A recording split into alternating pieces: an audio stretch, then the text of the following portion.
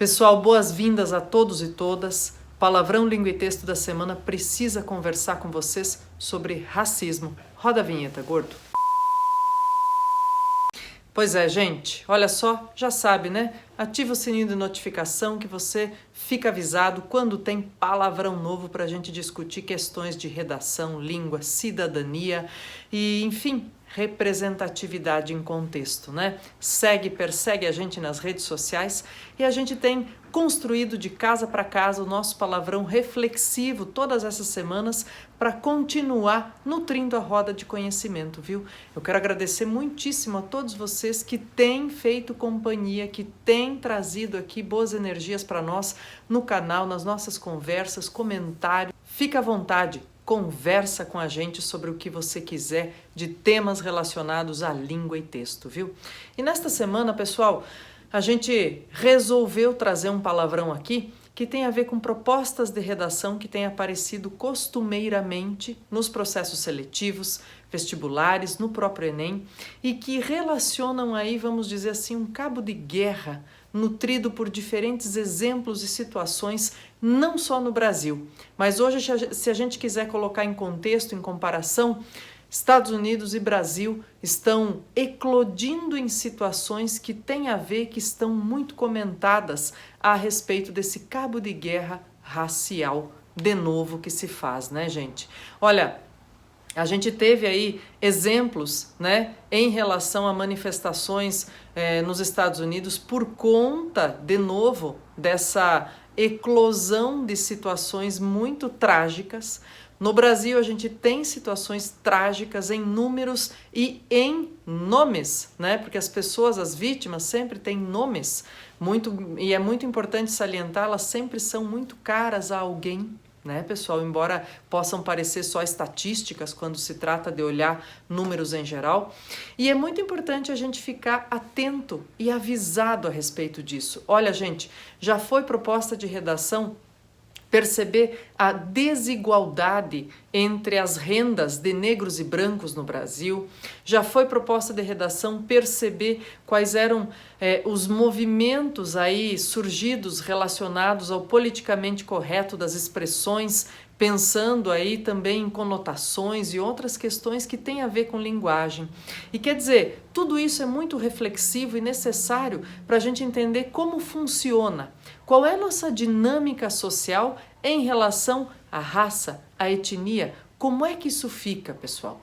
E eu trouxe hoje para discussão justamente, gente, a proposta do Enem, que foi da segunda aplicação de 2016. Tá? E que trazia como tema o pedido para que o estudante, para que quem fosse escrever a redação, tecesse, trabalhasse com caminhos, com propostas para combater o racismo no Brasil.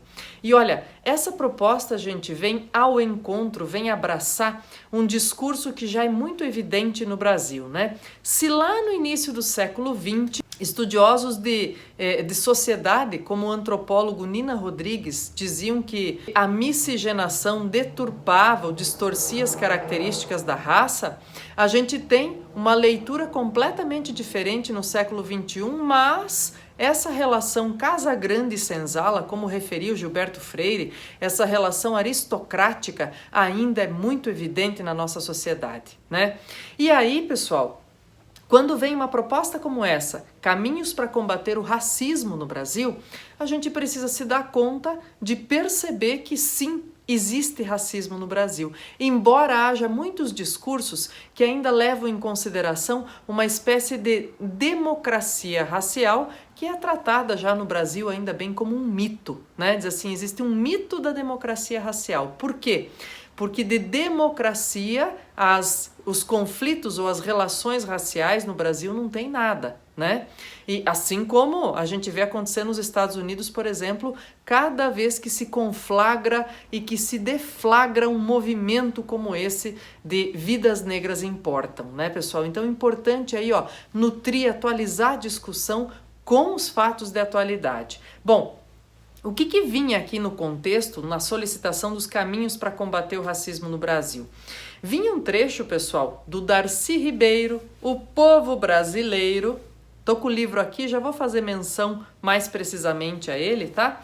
Falando dessa ascensão do escravo no Brasil a trabalhador livre, do final do século XIX para o século XX, e como essa ascensão, na verdade, o alijou, o marginalizou e o tornou esse indivíduo que vive muito, nesse sentido mesmo, à margem daquilo que a construção da elite social brasileira prevê, né?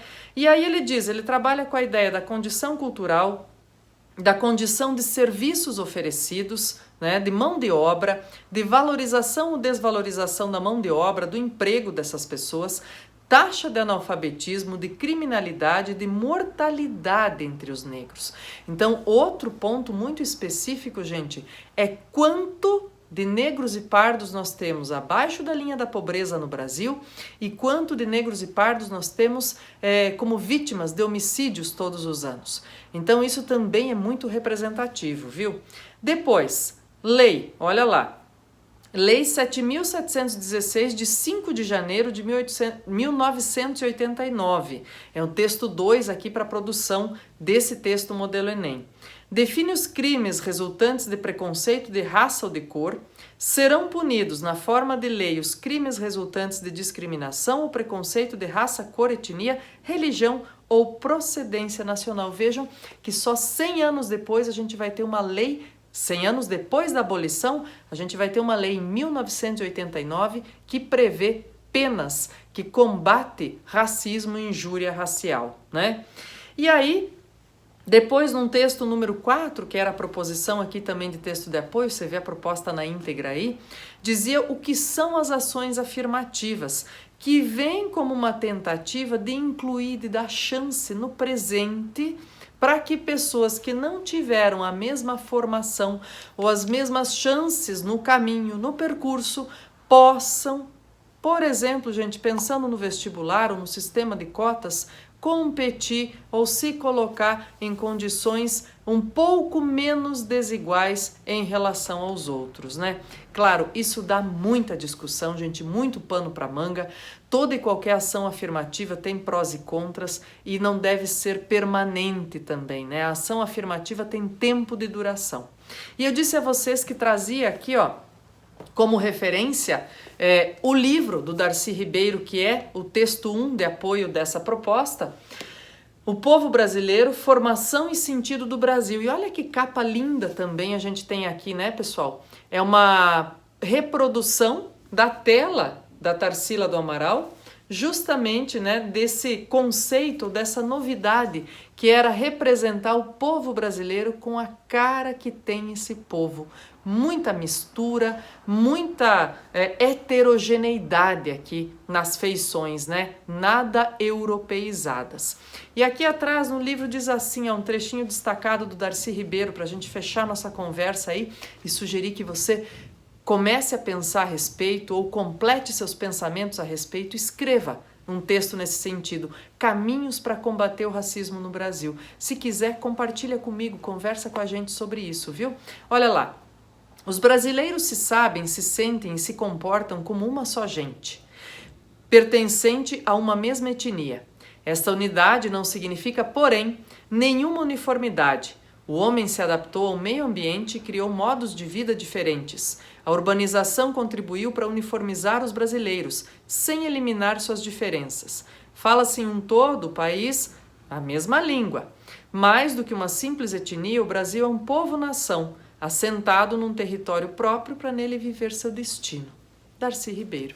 Pessoal, escreve esse texto, curte, comenta, compartilha, conversa com mais gente a respeito do tema, lê o que você quiser a respeito, faz seu filtro, pega como elemento, como argumento, como possibilidade de discussão e não se esquece, use esses ensinamentos para exercer cidadania, viu? Um abraço, gente, boa semana, boas escritas e muita saúde a todos.